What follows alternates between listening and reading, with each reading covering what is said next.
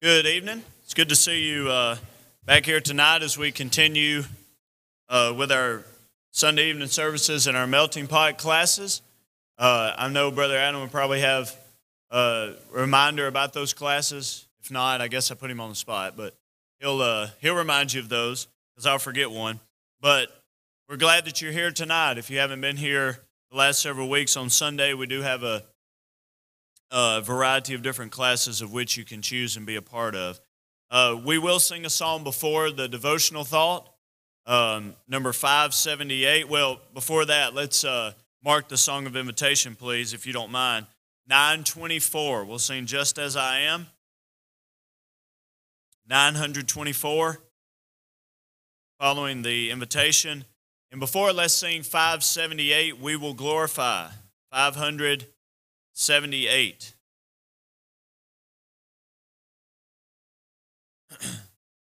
After this, Brother Adam will extend a thought to us in the invitation. We will glorify. We will glorify the King of Kings. We will glorify the Lamb. We will glorify the Lord of Lords, who is the great I am. Lord Jehovah reigns in majesty. We will bow before His throne. We will worship Him in righteousness. We will worship Him alone. He is Lord of heaven, Lord of earth. He is Lord of all who live. He is Lord above the universe. All praise to Him we give. Hallelujah to the King of Kings. Hallelujah to the Lamb. Hallelujah to the Lord of Lords, who is the great I am.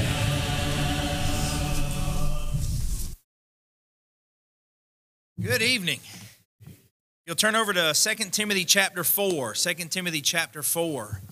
I had to explain to Brother Wayne tonight why I'm wearing an Auburn tie. He was very confused. He knows that I'm from South Carolina. He knows that I'm a Clemson fan from spending time over at Heritage.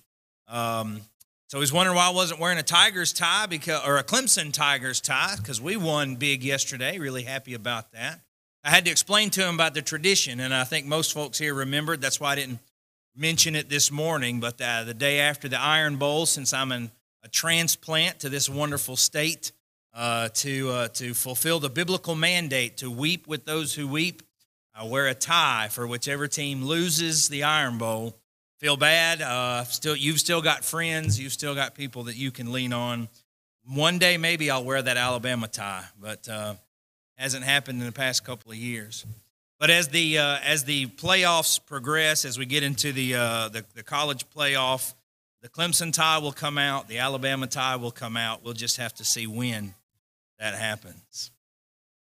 A lot going on today. It's been a busy day. We had a meeting just before services started about our youth minister search and plans, the progress that's been made for that. Finished that up and came in here for our worship tonight. After we finish this devotional service, we'll have our classes. You can choose between Wayne Kilpatrick here in the auditorium, really hearing good things about the material he's presenting about the church in Alabama, the restoration movement, the history of it. In the back classroom through this door, we have Austin Oakley teaching a class on From Peter to Petersville, and have heard good things about that as well. A lot of our young folks especially enjoying that class. And then downstairs we have a singing class. So if you'd like to learn about singing and learn about the songs that we sing, we can do that downstairs in the fellowship hall as well. So after we finish the devotional, of course, Terry, if you don't mind, as soon as Terry begins the announcements, that'll also be the time for anyone who needs to take the Lord's Supper. The Lord's Supper is available if you haven't had the chance to take it today, and Terry will remember to let you be dismissed as soon as the announcements begin. You'll be able to take that and then go to your class as well. Afterwards, after services and after our melting pot classes tonight, we've got Lads to Leaders kickoff. We've got a big event downstairs to get ready and sign up for that as well. There's going to be a meeting with the missions committee. RV Doopy's here. Always appreciate hearing good things about the work that's been going on in Haiti that he's involved in. Just an awful lot of stuff for us to be busy with, but for us to be focused on as a church family. It reminds me of the words here of Paul in 2 Timothy chapter 4 that you're familiar with. In verse 5, he says, "As for you, always be sober-minded, endure suffering, do the work of an evangelist, and fulfill your ministry. For I'm already being poured out as a drink offering. The time of my departure has come. I've fought the good fight. I've finished the race. I've kept the faith. Henceforth there's laid up for me the crown of righteousness, which the Lord, the righteous judge, will award to me on that day, and not only to me, but also to all who have loved his appearing." We have things to be involved with, to be doing our ministries, our various efforts. Paul was someone who worked hard in his life to do that job. It reminds me, I don't know if you followed the story or saw this in the past week or so. There was a young man, I believe he's 27 years old, and he found an island in the middle of the Indian Ocean that had a tribe of people that had been totally cut off, that had lived in isolation from civilization for hundreds, if not thousands of years. And he decided that he kind of an adventurer, a traveler, but also considered himself an evangelist, a preacher. He wanted to go and teach these people about Jesus. I don't know much about his particular faith or what he wanted to teach them, but he had the idea of going to this island and reaching out to a group of natives on that island who had no contact with the outside world. Now you can go, I've done a lot more reading on this than we can talk about in a 3-minute devotional. But the bottom line is that he went to that island 3 separate times. The first time that he went, he had some interaction with the tribe's people there, and they got upset with him, and they threatened him, and they shot an arrow at him. They used bow and arrows for hunting. They shot an arrow. It hit his Bible. So I don't know if that was really good aim or if they missed what they were shooting for, but they shot his Bible with an arrow, and he left. He had to leave the island. The next day, he went back. After a little bit of interaction, when the tribe found him there again, they broke his canoe, and they again shot arrows at him. Now, at some point, you might begin to wonder what this guy was thinking. That's what I was thinking. He goes back the third day, and he never returned. And they took his life. But he made a conscious decision to put himself into harm's way repeatedly for the goal of trying to reach people and talking to them about Jesus, or the Jesus that he understood. I have a feeling he had 2 Timothy chapter 4 and verse 6 in mind. I'm being poured out as a drink offering. He said he kept a journal. We have copies of his journal that he kept. He says, I don't want to die, but he kept putting himself in those situations. I'm not advocating that we put ourselves in harm's way, but I'm asking ourselves, what sacrifices are we making on a regular basis? It's very easy for us to be comfortable here. Talk to our guys that just got back from Haiti a week or two ago who had to cut their trip short because of some unrest that was taking place there.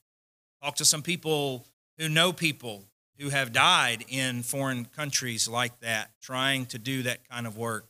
Talk to the Tran family, Hong An and Wang, about their life in Vietnam and about the suffering, the persecution that they're willing to endure for the sake of the gospel. And ask yourself, what am I going to do tomorrow? When I go to work or when I go to school tomorrow, what am I going to do? Step out because of my faith. Will I talk to someone? Will I choose to act a certain way that is unconventional compared to the world around me? Or am I content to just keep doing what I've always been doing? Tonight I want to encourage you. When Wayne talks about the way that the church grew in Alabama, it didn't grow by people sitting inside of a church building. It grew by people being willing to get out there and share their faith with other people. What faith do you have? Do you have faith tonight? When we sing Just As I Am here in just a few moments, you may need to give your life to Christ. You may need to submit to His authority in your life by being baptized for the forgiveness of your sins. We want to help you to do that if you need to do that tonight. If you're a Christian, I want you tomorrow to go out there with a fire and with a passion to share that faith in every possible way. If you need help to do that, won't you let us know how we can be of assistance while we stand and while we sing?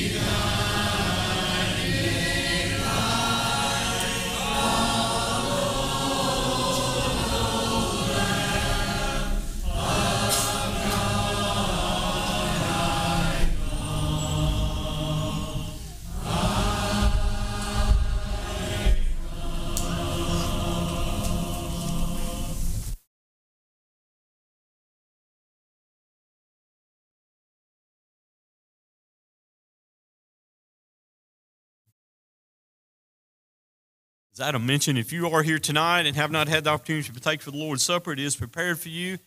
You'll go through the door to my right at this time, and someone will be there to serve you. Hope that you will remember the meetings tonight, the Missions Committee meeting, the Lads to Leaders meeting. If you're interested in the work going on in Haiti, if you're not on the Missions Committee, if you'd like to meet with us, we'd love for you to come in there and learn more about that. If you're not as aware of what you need to on Lads to Leaders and you think you might be interested, please go to that meeting tonight in the fellowship hall after services. Pizza and drinks will be provided. There is a list up front. Love Where You Live groups 2 and 12. We'll be having a get-together on December the 8th at the home of Charles and Sherry Watkins. If you will, please be signing that sheet on the table here. We want to extend our sympathy to Jerry and Desiree South over the passing of Jerry's mom this past week, Doris South. That service, it'll be a graveside service on Wednesday. What time would that be, Desiree? 3 o'clock at the cemetery there beside the funeral home there at Central. So please keep Jerry and Desiree and the family in your prayers.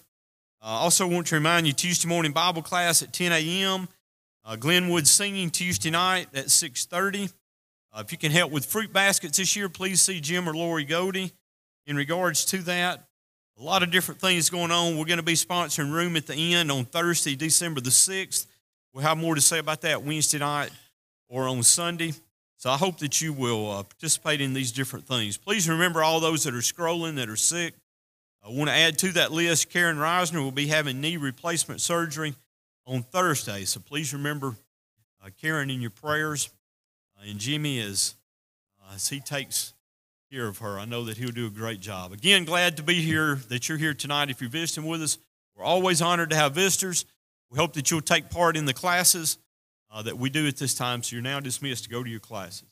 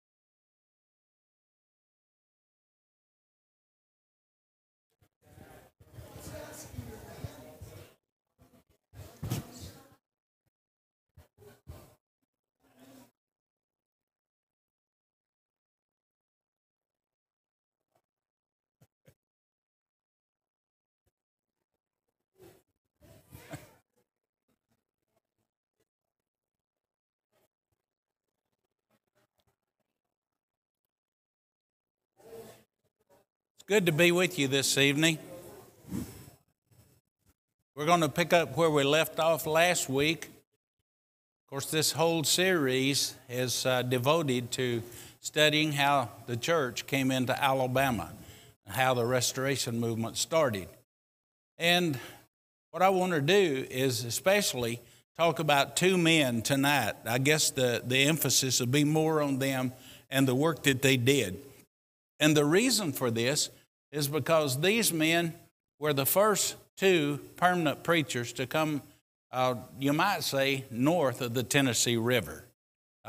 We're talking about all the way from Jackson County. These men did work, a lot of work, preaching up in Jackson County and, of course, Madison, Limestone.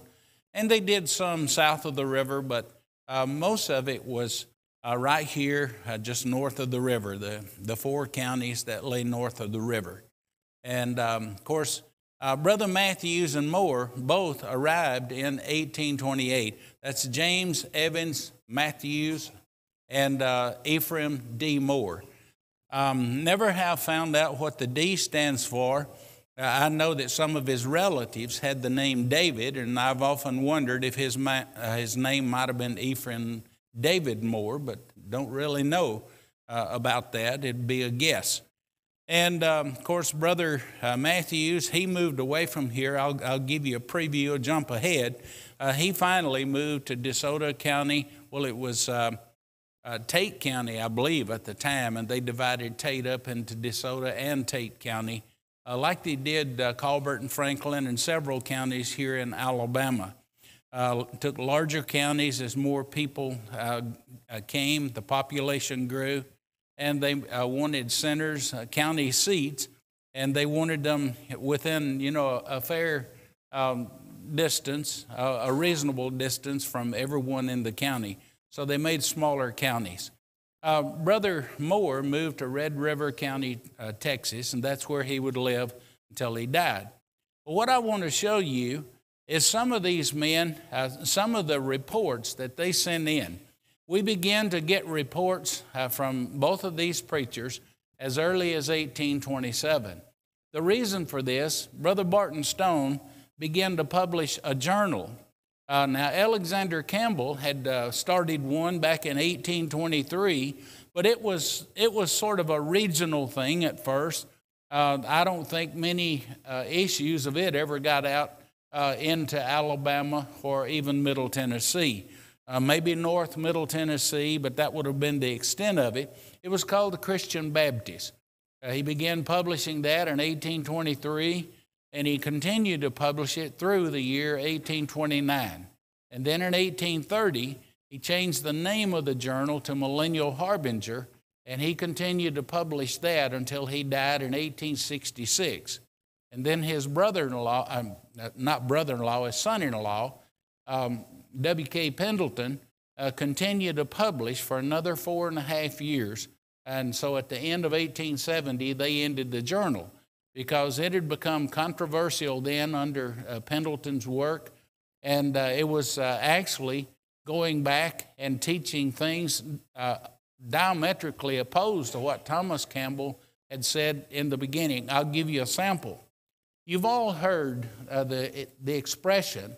I know growing up, hearing Brother Melvin Campbell and Alden Hendricks and some of those guys out in the country, they would always quote something from Thomas Campbell. Thomas Campbell, he believed that there was a principle that should be followed in studying and obeying God's Word. And he came up with the phrase, "Let us speak where the Bible speaks and remain silent where the Bible is silent." Well, later, some other men, I've heard Brother Campbell go on and quote the rest of this. I don't think Campbell said it, but it fits in. Do Bible things in Bible ways. Call Bible things by Bible names. And that was what Thomas Campbell had in mind. Well, when he said, "Let us speak where the Bible speaks and remain silent where the Bible is silent," he meant if the Bible does not authorize it, don't do it. It was plain and simple.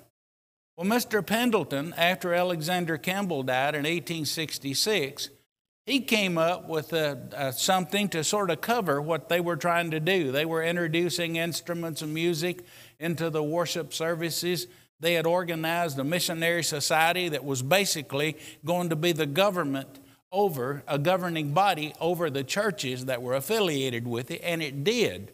And to this day, those congregations that still affiliate with that can't do one single thing without getting permission from the society.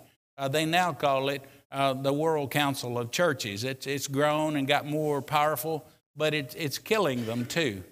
But let me go ahead and finish what Pendleton said.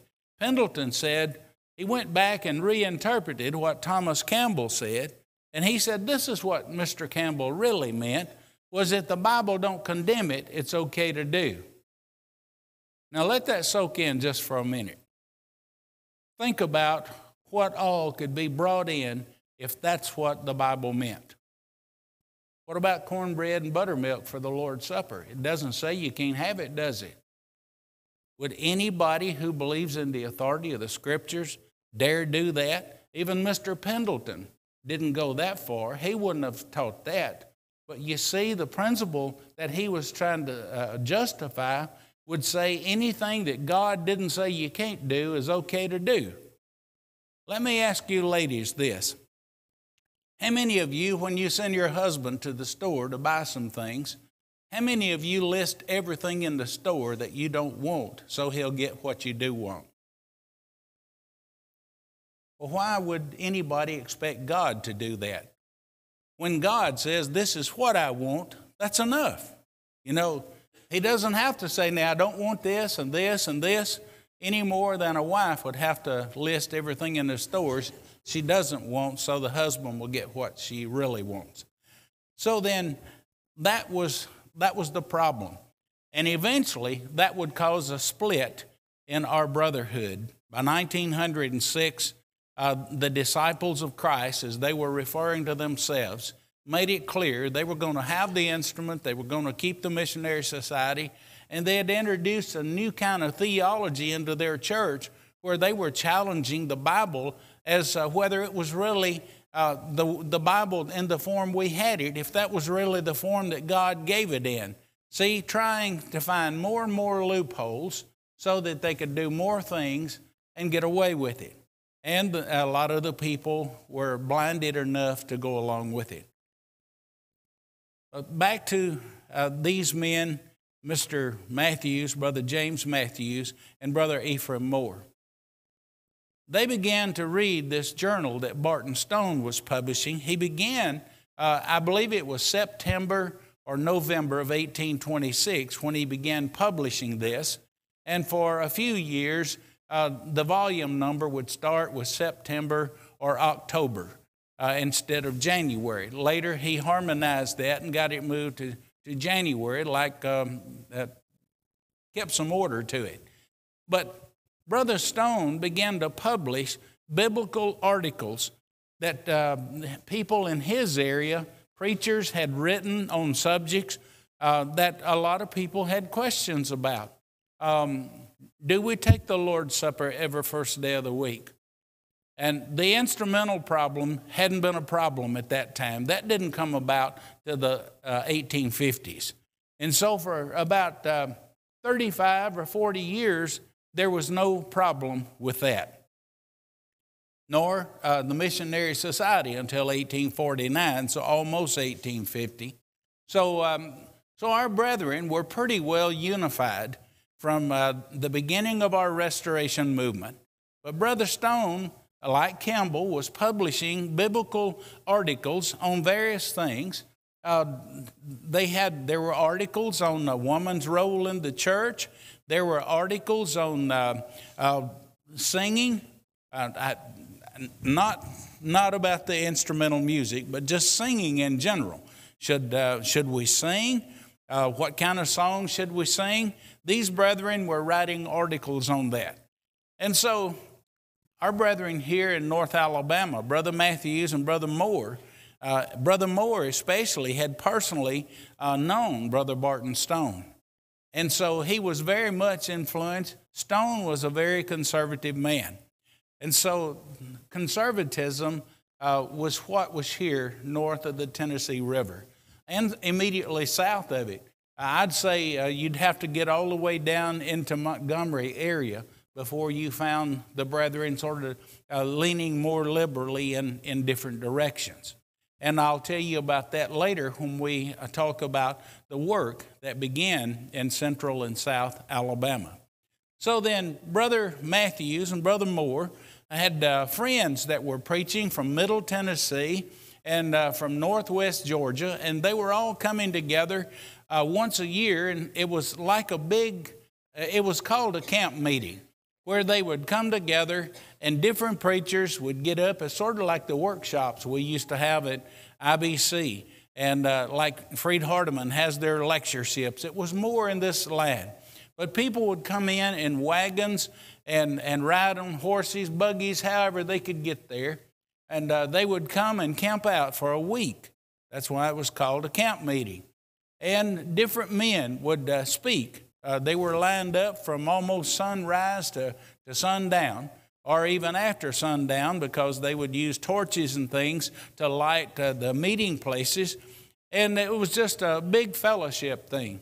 And people would come from all over the different states, and of course, Georgia and Alabama, Northwest Georgia, Northeast Alabama, or North Alabama, and Middle Tennessee. Those people would come together. Well, that's what this is about, this first letter that was written about the work in Alabama. And so I do want to read it in full because it's important to us. This is the first light shed by someone who actually did it. You've heard me say we want the whodunits and not the me-tooers.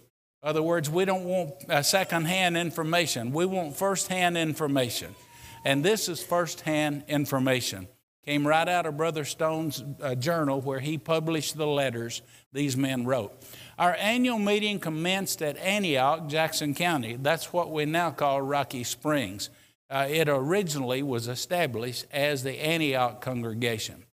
On Thursday, the 26th of July, 1827, under the most convincing evidence of divine favor, and continued until the 31st at 1 o'clock.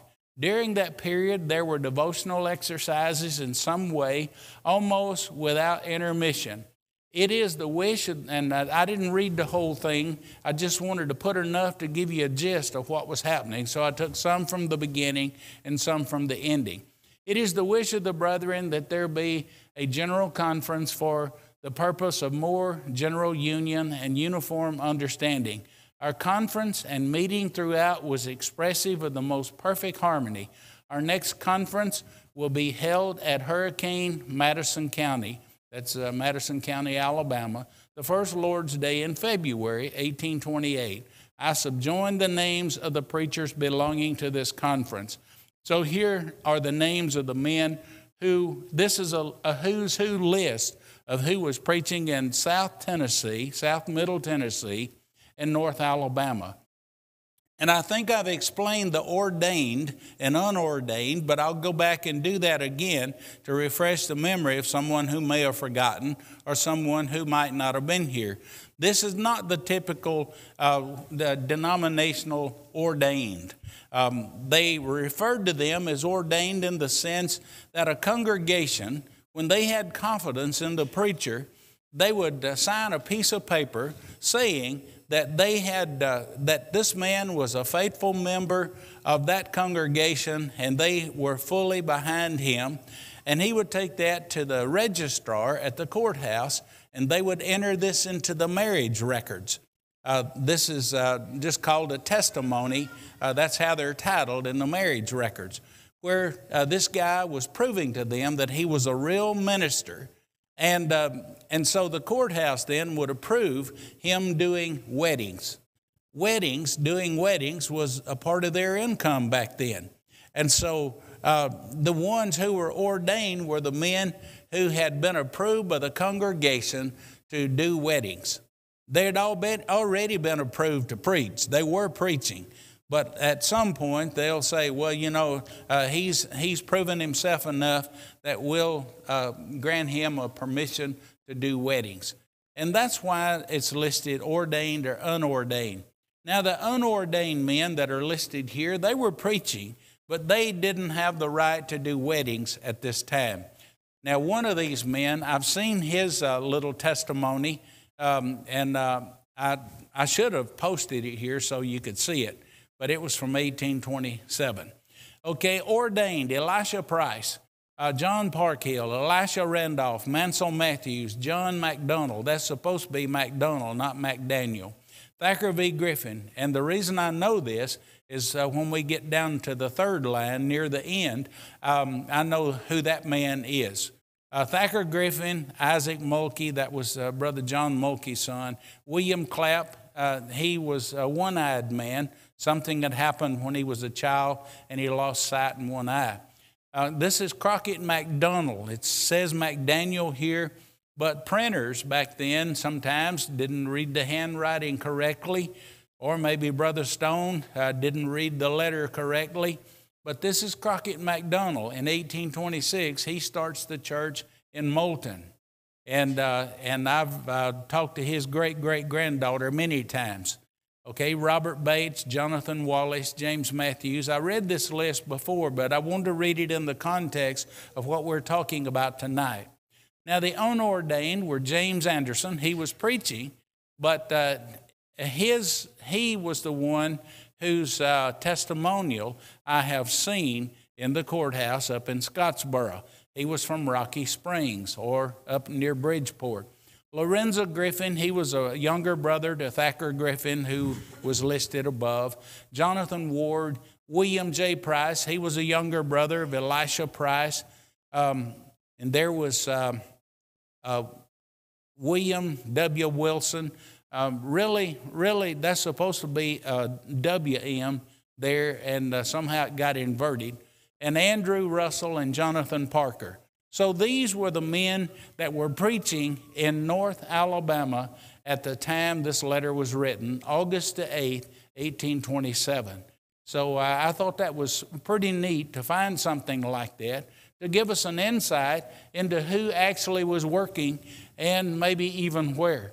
Now here's another letter that Brother Matthews wrote 2 years later. And it says, I have been informed that at a camp meeting near Athens in Limestone County, that would be at a location they call Green Hill in Limestone County. It'd be in the northwestern corner over near the Elk River. Says, okay, I've been informed that at a camp meeting near Athens in Limestone County, about 20 professed faith in Christ, 15 of whom were baptized.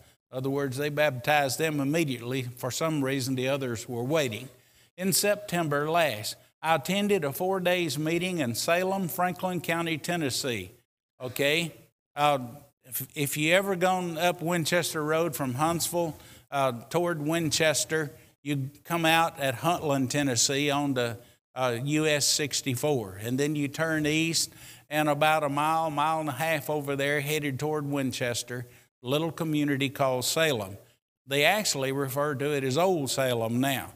But this is where he's talking about. He said, we constituted a church of 7 members in this place and its vicinity. I was informed that we suffered great opposition, yet the meeting was well attended and many appeared surprised. We had been so greatly misrepresented. They were surprised that our brethren had been misrepresented. See, the denominations would make up all kinds of stories. I don't know if some of your people from here was in this group, but back, I guess about 1995 or 96, there was a group of men. I know some from Rogersville and East Colbert. I went down to build a church building in a little town that's called San Pedro. It's about 40 miles north of one of the larger towns in the mid part of Mexico, Torreon. And in this little town, the Catholics started circulating stories about our brethren, that they were kidnapping little children.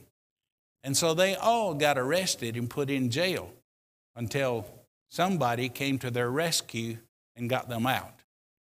This is the kind of persecution that was going on in the 1820s. All kinds of things were told. Pardon me. You know, that kind of persecution went right on into the 1930s and 40s. A little church that used to exist down in the south part of Franklin County, not too far from Belgreen, Mississippi, it was called Pleasant Sight. And Pleasant Sight, when they started it, two of our leading brethren in the brotherhood was preaching there, and they got arrested and taken to Russellville by the law and put in jail. And of course, other brethren in that area got them out. But all kinds of misrepresentations were told. And when we get down further into this study, I'll be showing you some men that baptized people under the threat of death with a gun pointed at them. And so all kinds of persecution and misrepresentation was going on. So that's why Brother Matthew said here, these people were amazed that we had been so greatly misrepresented. Says the prospects of doing good in this is flattering. Brother J. McDonald, now see his name was spelled 2 years before this as McDaniel. He was preaching in the Winchester area, is writing in that quarter, and I am informed he has planted several churches in the neighborhood of Winchester and the adjoining settlements. Now this was James Evans Matthews who wrote this. It was published in Brother Stone's Christian Messenger, April 1829.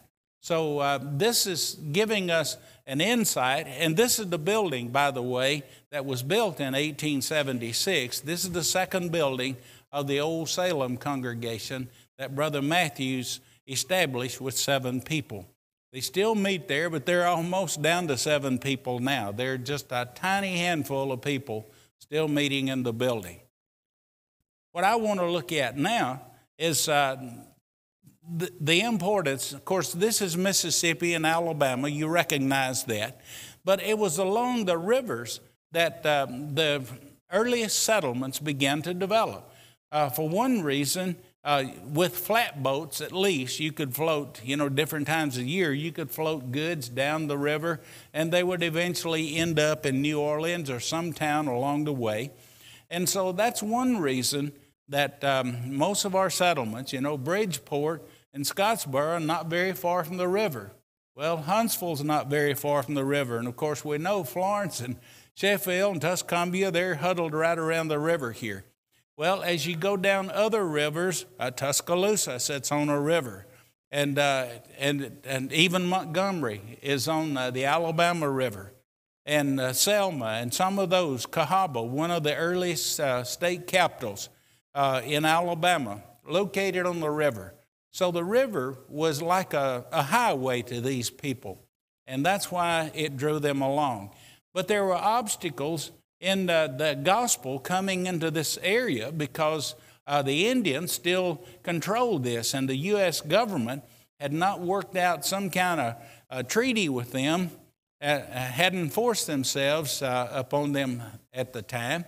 And all of this until after Andrew Jackson. You've got there's one Creek Indian concession in 1832. But the rest of these happened before Andrew Jackson. And then there's a little gap over in the western part of Colbert and Franklin County, just under Lauderdale County, 1832. But other than that, most of this was settled way before that. And that's when the people started coming into Alabama and along these rivers. So it's important to understand that there was fertile land along the rivers, and so it didn't go bad on them as quickly. They didn't know how to rotate crops and things like that. They just kept farming the same thing. They didn't have fertilizer. They just had the animal fertilizers, and that was it. And so finally the land would be depleted. But along the rivers it would last longer. And the Tennessee Valley was probably the largest draw of all of the rivers in Alabama. That's why the settlements began to be thicker and more people in the north part of the state in the beginning. And this is just another look. This map here shows a few of the earlier cities: St. Stephen's, Mobile, Montgomery, Tuscaloosa, and there's a place just south of Huntsville on the Morgan County side that was called Fort Deposit. Not the Fort Deposit down south of Montgomery. You know, you drive through Fort Deposit, that's where Priester's Pecan store is at, on the left as you're going down. And but any place where they had a fort, where they had a store of supplies and weapons, they called that a deposit. And so it was a deposit fort or a fort deposit. And so there was a place that for a while thrived just south of the Tennessee River over in the Huntsville area. And then, of course, there's Muscle Shoals, Tuscumbia, and Florence.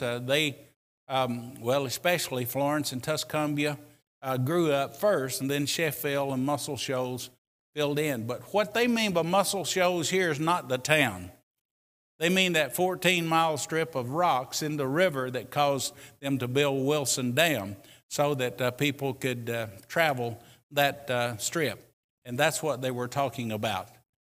So from Wilson Dam to Wheeler used to be so rocky that they could only travel down the river in flood stage, and you couldn't travel up the river. That's why they built 3 separate series of canals from Florence up to near Elk River in order for people to travel before the dams. But what I want to show you now, something that made the impact on the restoration movement right here in Alabama. There was a road that came out of Washington, D.C. It came right across sort of the tail end. Maybe I can sort of draw it on this map over here. Here's Pennsylvania. And here's, of course, Wheeling, West Virginia sits almost at the very corner of Pennsylvania there. Of course, it sits on the Ohio River. That's the river, Ohio River, coming down through here. So you've got that little strip of land up there. That's called the northern neck of Virginia before the Civil War. And then during the Civil War, 1863, what's now West Virginia separated from Virginia. And they became an independent state. So now it's West Virginia. But there was a road that came through here, and it came right on across Ohio, came to Zanesville, and right about where this line starts, there was a road that started south from Zanesville. It crossed the Ohio River up here at a place called Maysville, Kentucky. And then it continued from there down through Paris, Kentucky, on to Lexington. And from Lexington, it continued south. Now, that line is not the road, but the road followed that line until it got to Lexington. And then the road came south. And it came, anybody in here know where Salina, Tennessee's at? Ain't never heard of such a thing? It spells C-E-L-I-N-E, or N-A rather. But it's north of Cookeville. You go from Cookeville about 20, 25 miles to Livingston, and then about that same distance on up on the Cumberland River, and that's where Salina, Tennessee sits. Now, just a little north and west of Salina, Tennessee is Tompkinsville, Kentucky. And that road, that main road that started out up here at Zanesville, Ohio, came down through Lexington, and then south to Salina, Tennessee. It comes through Tompkinsville. From Salina, it come straight on down through McMinnville, came over the mountains, and then at McMinnville, one branch of it split off and went over to the east side and came down through Jackson County. And that's where Rocky Springs, that's where Bridgeport. In other words, it basically followed what's now U.S. Highway 72. And so that would bring them on around to Huntsville. But then there was another branch of that road that basically went straight and came on down through Winchester, Tennessee, and then basically followed that road that we now call the Winchester Road out of Huntsville to Huntland, Tennessee. Basically followed that. Well, these preachers were traveling this road. That was their superhighway, even though in the wintertime you couldn't hardly travel because the mud was so bad that you just couldn't travel. And that was the road, though, that came right on down through Huntsville. I don't even think Huntsville's on this map. Maybe it is. No, it's not. But the road, they came back together in Huntsville, the one that came down through Scottsboro and Rocky Springs, and the other that came down through McMinnville and Cookville and that way. And then they bend westward, and they end up at Florence. The reason they end up at Florence is because of that 14-mile strip of rock in the river that's called Muscle Shoals. That's why the road would lead there, and then they could load their goods onto boats and take it on down the river to the Ohio and then to the Mississippi and to New Orleans. So they had to get below Florence. Well, after the boats came, then they started running stage routes down that road. But in the meantime, you've got these men traveling down this road, and they're preaching everywhere they come to a settlement. They're preaching the gospel. And so our restoration movement from Ohio all the way into North Alabama, all the way over here to Florence, and that's why north of the river was so important. And that's why Matthews and Moore settled in this area. But they were preaching every little town they came to. Sometimes Brother B.F. Hall was one of those men who traveled this road a lot. And sometimes it would take him 3 or 4 months to get from Florence back up to Lexington, Kentucky, because he was stopping and preaching. And he might hold a week-long meeting, or he might just preach one night and then move on to the next place. But that's the way all of these, that was the pattern of these men as they were coming and going. Now, an interesting thing about Brother B.F. Hall was that he married John Chisholm's daughter, Dorinda. Now, Dorinda and B.F. Hall had twin girls, and about a year after Dorinda gave birth to these two girls, they were visiting her parents just up here, up Chisholm Road. Some of you know where that old Chisholm Cemetery is at. Well, the Chisholm house sat fairly close to that old cemetery. And in that cemetery up there, Dorinda's grandmother and grandfather, John Chisholm Sr. and his wife, and then John Chisholm and Esther Chisholm. Esther was Benjamin Lynn's daughter, and I've talked a little about that cemetery, but Dorinda is buried there because she died while they were visiting her parents. And so right on their tombstone, it says Dorinda C. Hall. In other words, Dorinda Chisholm Hall. And that was B.F. Hall's first wife. And even the marriage record, this is recorded right down here in the courthouse in Florence. And it was solemnized January the 7th, 1827, by Ephraim D. Moore. So you see, Brother Hall had a lot of respect for Brother Moore. And when Brother Moore dies in 1859, Brother Hall writes an extensive obituary on Brother Hall, on Brother Moore.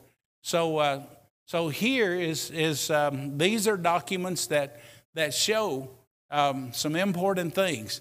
Now, this document does more than just shows the date they were married.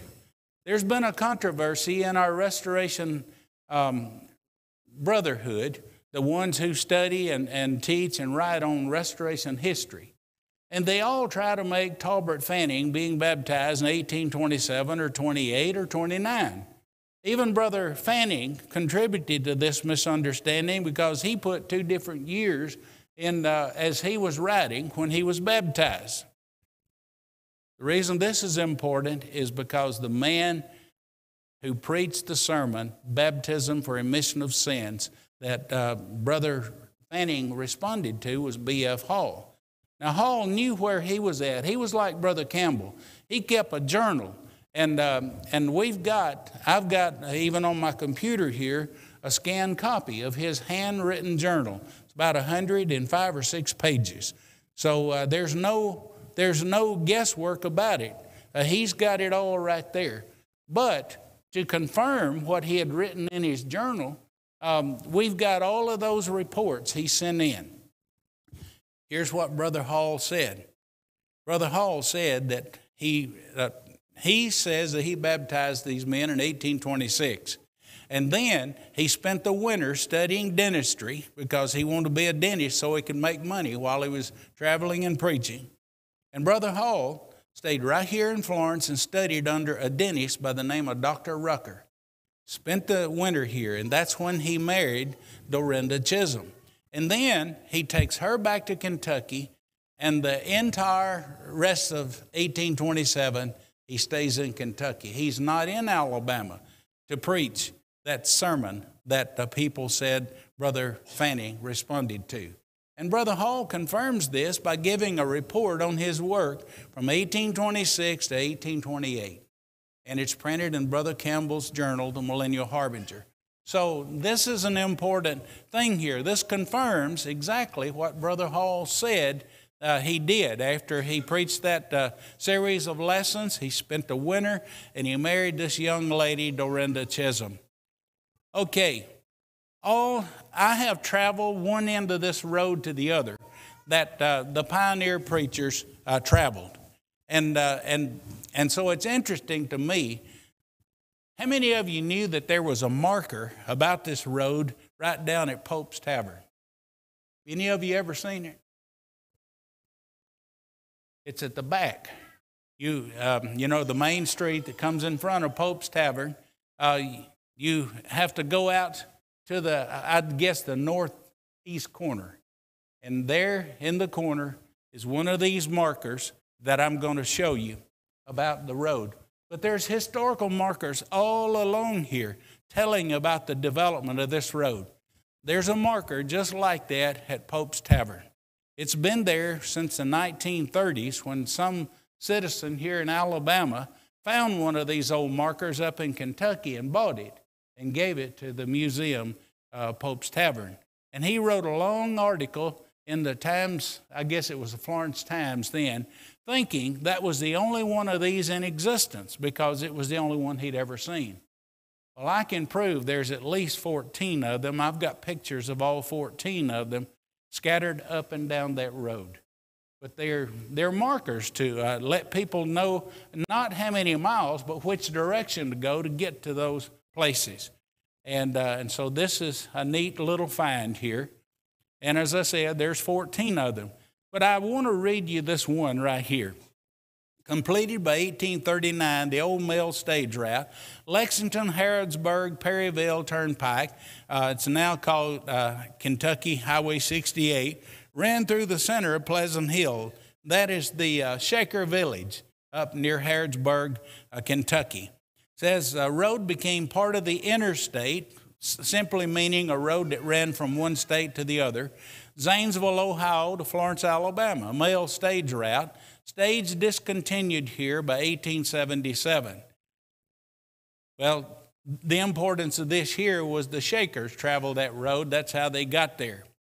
But now, this is a picture of one of the coaches that stage line that ran from Lexington, Kentucky to Florence, Alabama. This is a picture of that stagecoach. And, of course, that would be a pretty good old photograph because that'd be not the earliest stages, but later. Here was one that ran the route, and this is taken in 1884. They had rerouted this stage now. It was running short trips between Versailles, Kentucky, and Lexington, Kentucky. But this coach right here probably pulled up into Florence, Alabama before 1877 several times. So that road was a very important road. To us today, you know, there's hardly anything there that we consider important. But what I want to do next week, I'm going to show you what happened in our restoration movement that this road caused. I mean, you can name 20 events probably that happened that impacted the way the church grew in the South and especially in Alabama. How many of you knew that road ever existed? I didn't until I started studying the Restoration Movement. And it started occurring to me, these guys are all traveling the same way. They're coming through the same places and preaching. And so I started doing a little research. And there's, I don't know, I think it's called the Old Federal Road Museum up in Ohio, near Zanesville, by the way.